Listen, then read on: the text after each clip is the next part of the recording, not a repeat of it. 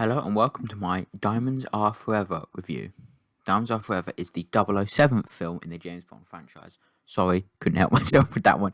Too bad, too good to pass up, not gonna lie. I nominate this film as the hidden gem of the Bond series, and that's purely because Diamonds Are Forever is just fun. Pure, campy fun, but still fun. In the performance department, we have Sean Connery back as Bond, who is better than he was in Thunderball and You Only Live Twice, but not as good as he was in From Russia with Love and Goldfinger. And then Dr. No is just there. But yeah, there you go. Connery back as Bond, his final official appearance before handing the reins over to Roger Moore, who would then play Bond for a long ass 7 set of films. And Connery would then return to the role in 1983 in the unofficial spoof film Never Say Never Again. But until then, this is now. We also have the beautiful Jill St. John as Tiffany Case, the first American Bond girl.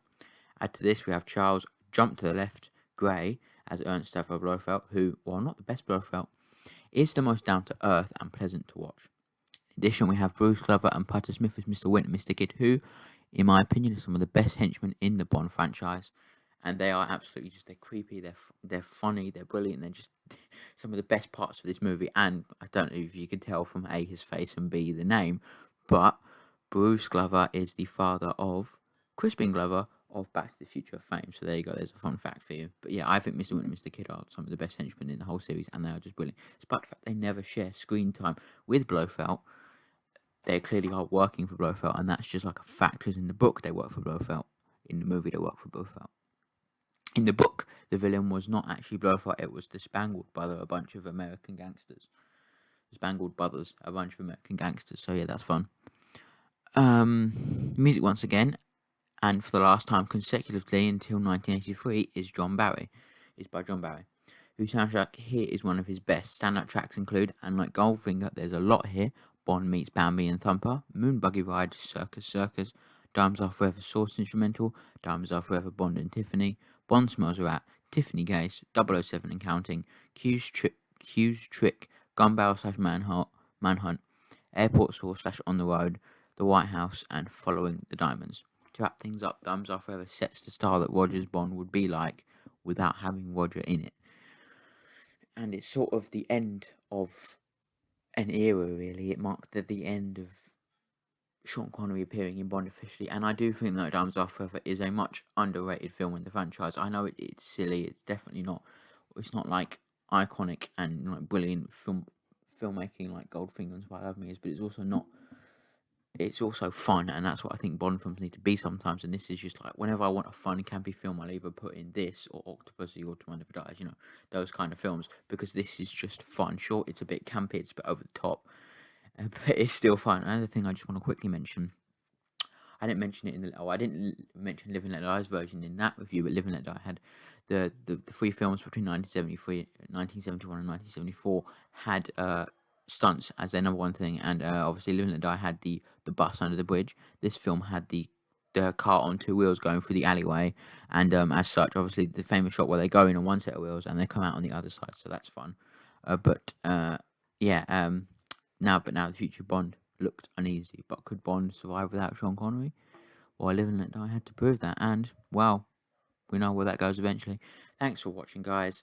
I hope you enjoyed this review of Diamonds Are Forever. Live and Let Die review is coming tomorrow. I did not do the Moonraker review yesterday, like I said, so I kind of lied. I wanted a day off, and instead I watched Mission Impossible Rogue Nation, which is a brilliant film. But, yeah, thanks for watching this review. More reviews coming soon. We're going to finish the Bond series, and then after that, I really want to see... I want to do other series. I'm thinking I'm just looking over my shelf. I've got comic book movies galore, and I'm thinking maybe do those. Would be interesting. But I think if I do the comic book movies, I'm going to do them YouTube exclusive, so I just talk about the movie instead of just reading off of the letterbox script, and then probably type up the letterbox script afterwards, which is fun.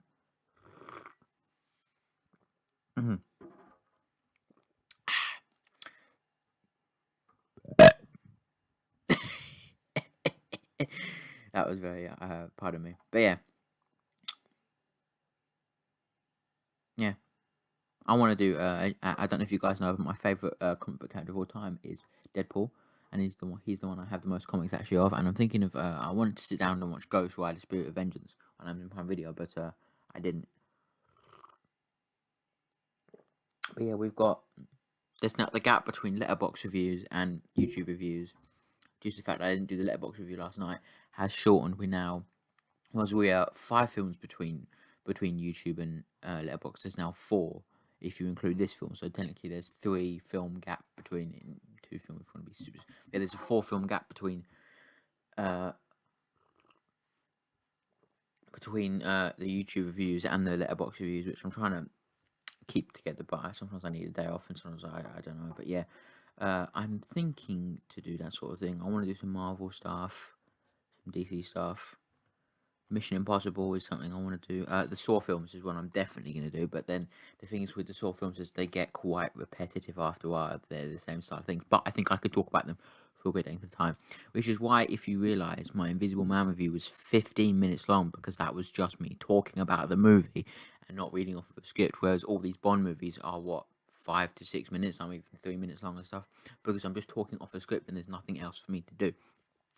So don't take that as because the review's short, it means I don't have nothing to say about the film when I think it's a bad film.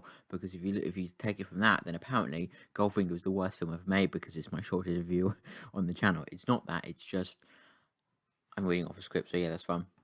Thank you guys, and bye-bye. Don't forget to subscribe. We'll have the link tree and the Letterboxd review in the description. And I'll also be putting Flame Fox in the description once more, because I just feel like he's a guy who needs big shouts out, because he's a very talented man, very talented person. He's very good at what he does. So I'm going to put him in the description again because I'm feeling nice. And I'll give a shout out to Detective Aspel as well, possibly if I'm feeling nice and on my friends. Anyway, guys, have a wonderful day, and bye-bye.